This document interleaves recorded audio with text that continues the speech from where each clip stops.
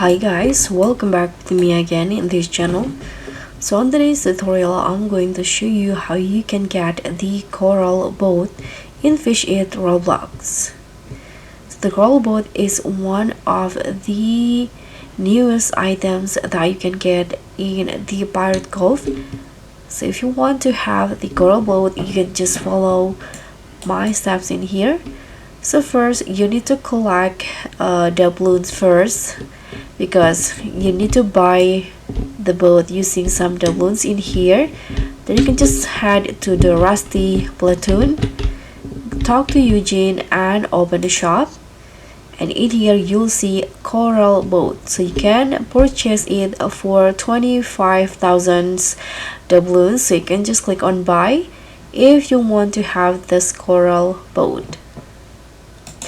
So that's all for me. Thank you so much for watching. Don't forget to like, comment and subscribe. Also click on the thanks, and I'll see you in the next tutorial.